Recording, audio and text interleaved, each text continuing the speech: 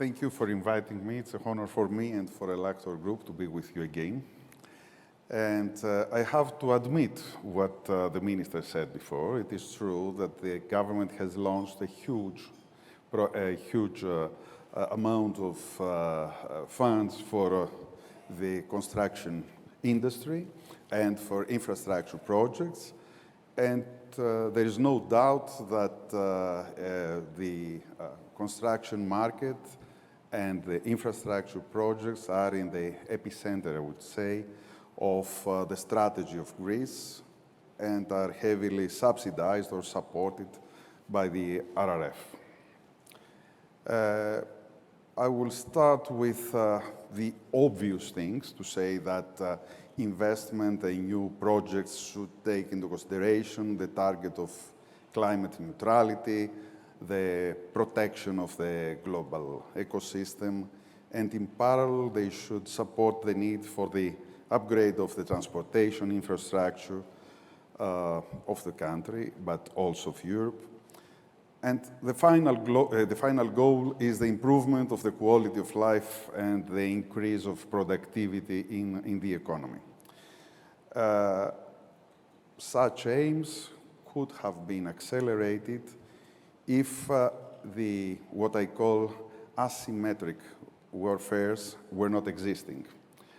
I refer to asymmetric warfares because nobody could have expected a pandemic 100 years after the Spanish flu or a war in the European territory approximately 80 years after the end of the Second War, or 30 years after the collapse of the wall.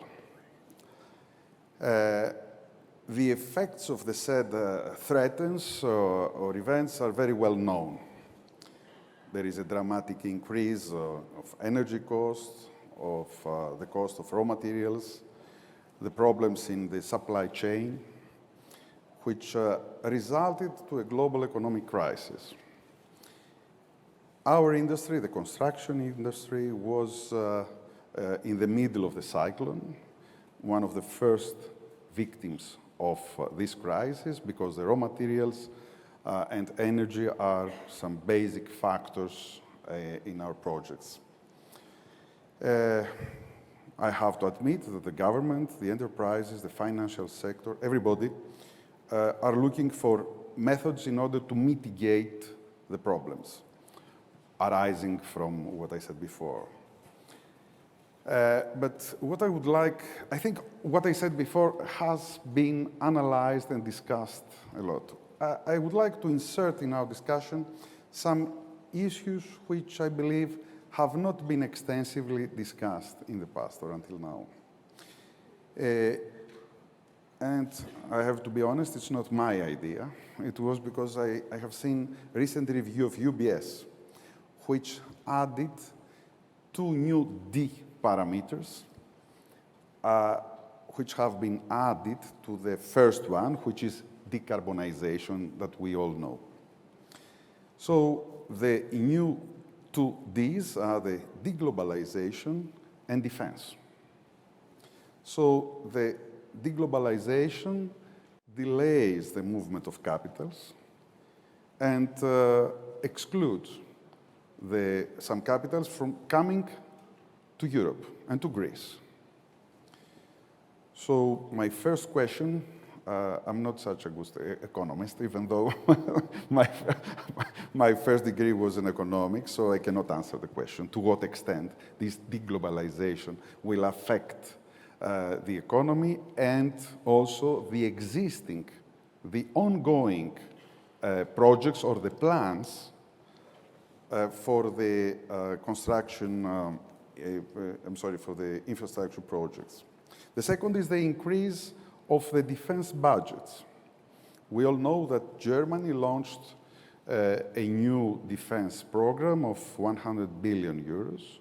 It's obvious that this amount of money will not be directed to the, let's say, civil economy and to the non-military, let's say, investment.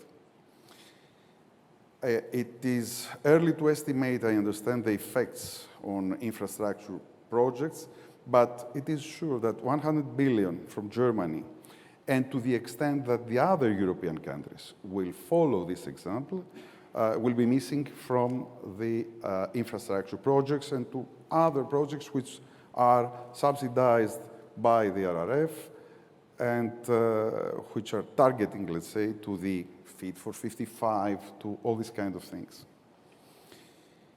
I could say that, somebody could say that the defense infrastructure projects could somehow set off the consequences, but I believe that not to their entirety. Don't take me wrong, especially the minister. I don't say that defense expenses are useless.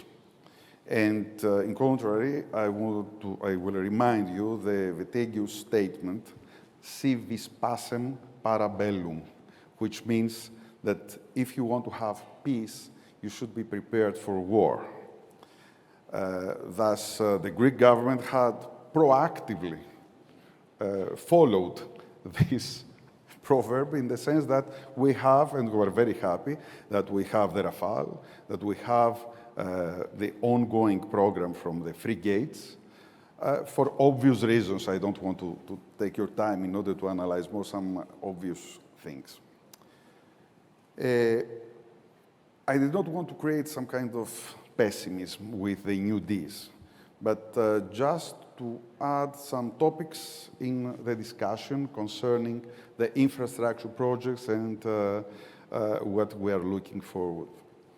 So I have to say something for our group, which is it's a key player, I would say, in the industry, and we are prepared to contribute in the coming infrastructure projects. But needless to say that it is mandatory to have the support of the government, especially in connection with the budgets and the time between the orders and the implementation of the projects, with an inflation of 10, 12, whatever %, makes our life very difficult. Thank you.